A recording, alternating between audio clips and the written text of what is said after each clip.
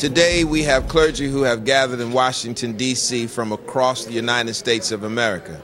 Our purpose for being in Washington is to meet with our congressional representatives to encourage them to sign on to, advocate for, and eventually pass H.R. 1964, which is the National Black Clergy AIDS Elimination Act.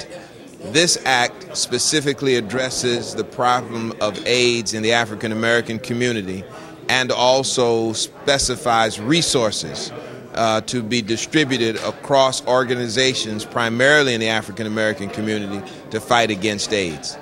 And we're here for that purpose.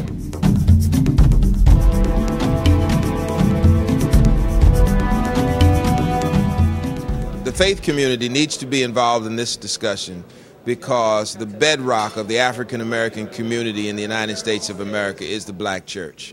And that includes our Muslim brothers and sisters also. We are the first line when people get ill in our community, when people are faced with any crisis. 9 times out of 10 they come directly to the church. And the church has to raise its voice, particularly since this pandemic is killing black women of childbearing age and black children. And so for us to be silent is tantamount to condoning genocide and murder. It's horrible. We also have to speak up because people have to overcome this fear that many of us have regarding men who have sex with men, a population of persons who are really impacted by HIV/AIDS in the African American community.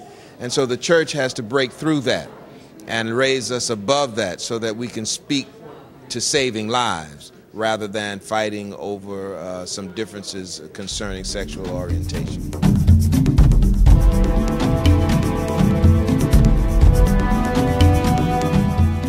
We believe that we have to act now. Well, many of us have been acting. I've been involved in the struggle for over 20 years, 25 years.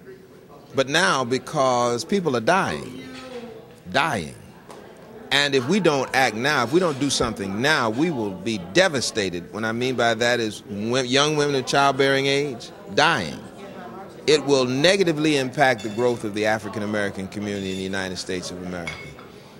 It is also important now because we are concerned about health care generally in our country. And we're here at a time in Washington, D.C., 2010, March 17, and the President and all of the Congress is now talking and working for health care reform.